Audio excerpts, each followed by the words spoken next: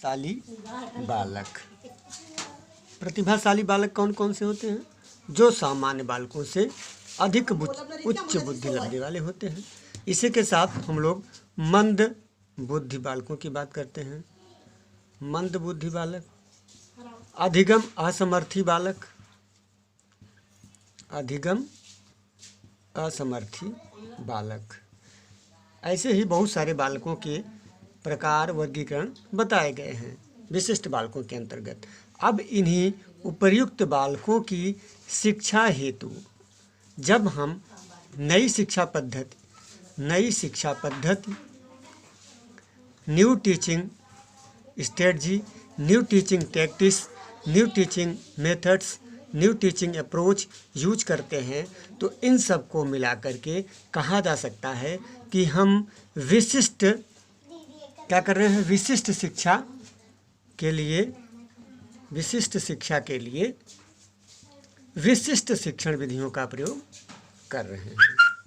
विशिष्ट शिक्षण विधियों का प्रयोग कर रहे हैं। तो सबसे पहले हम आज चर्चा करते हैं कि विशिष्ट बालक या विशिष्ट शिक्षा क्या है, क्योंकि विशिष्ट बालकों के लिए विशिष्ट शिक्षा दी जाती है। तो हम चर्चा करेंगे विशिष्ट शिक्षा क्या है। तो विशिष्ट शिक्षा साधारण शब्दों में कह सकते हैं कि विशिष्ट शिक्षा से अभिप्राय उस शिक्षा से है जो विशिष्ट बालकों को दी जाती है। एक लाइन में हमारा कॉन्सेप्ट क्लियर होता है। क्या होता है? विशिष्ट शिक्षा से अभिप्राय उस शिक्षा से है जो विशिष्ट बालकों को दी जाती है। विशिष्ट बालकों को दी जाने वाली शिक्षा विशिष्ट शिक्षा कहलाती है। अपने अनुसार हम परिभाषा दे सकते हैं।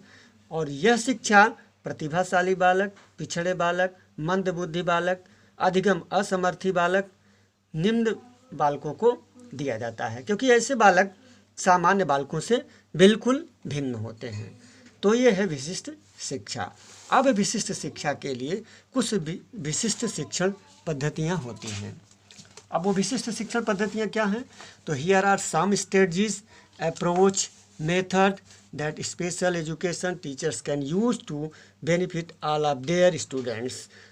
तो टीचर इन अप्रोच का, इन स्ट्रेटजी का यूज कर सकते हैं। तो सर्वप्रथम हमारे विशिष्ट शिक्षा के अंतर्गत जो स्ट्रेटजी आती है, विशिष्ट शिक्षा की स्ट्रेटजी, वो क्या है? नीति कह सकते हैं। क्या है नीति? सबसे पहला है कक्षा का लघु आकार। कक्षा का लघु आकार का मतलब क्या है? Small groups. स्मॉल ग्रुप्स क्या है? स्मॉल ग्रुप्स का फॉर्म स्मॉल ग्रुप्स, जो विद्यार्थी होते हैं बड़ी संख्या में नहीं, उनकी अधिक संख्या न हो, विद्यार्थियों की संख्या सीमित हो, छोटी हो। तो छोटे क्लास में हम प्रत्येक विद्यार्थी पर अपनी नज़र रख सकते हैं। शिक्षक एक एक विद्यार्थी को भली भांति देख सकता है, जान सकता है। तो ऐसे आवश्यकता के बालक जिनको स्पेशल एजुकेशन चाहिए, स्पेशल एजुकेशन का मीनिंग है कि प्रत्येक बालक पर शिक्षक की दृष्टि हो। जब क्लास में विद्यार्थियों की संख्या अधिक होती है,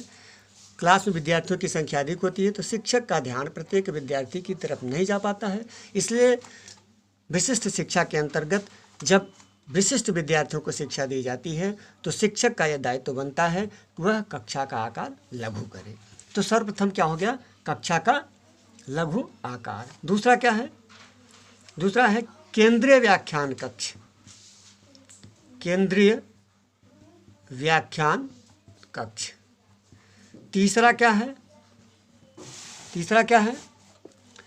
विशेष निर्देश के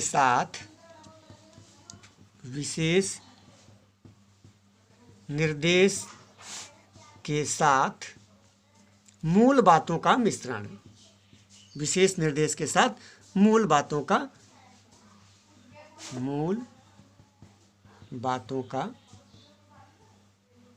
मिश्रण। ये हमारा तीसरा स्ट्रेटजी हो गया। चौथा स्ट्रेटजी हमारा क्या है? पाठ का रोटेशन। लेसन का रोटेशन होना बहुत अनिवार्य होता है। पांचवा है विषयगत निर्देशन, जिसे हम बोलते हैं ट्राइथीमेटिक इंस्ट्रक्शन। विषयगत निर्देशन। और छठा है विभिन्न प्रकार की किताबें एवं शिक्षण सहायक सामग्री। ये अगर स्ट्रेटजी हम जो उपयुक्त स्ट्रेटजी यहाँ पर जो अब दिखाई दे रहा है, अगर इन स्ट्रेटजी का हम यूज करते हैं, कक्षा का लघुगाकार, केंद्रीय व्याख्यान कक्ष, विशेष निर्देश के साथ मूल बातों का मिश्रण, पाठ का रोटेशन, विषयगत निर्देशन, विभिन्न प्रकार की किताबें एवं शिक्षण सहायक सामग्री का हम प्रयोग करते हैं, तो इन सबको मिला करके शिक्षक के द्वारा दी जाने वाली शिक्षा विशिष्ट शिक्षा का एक रूप कही जाएगी। तो ये हो गया स्ट्रेटजी। स्ट्रेटजी के अतिरिक्त और बहुत सारी विधियां होती हैं जिन्हें हम विशिष्ट शिक्षा के लिए यूज करते हैं।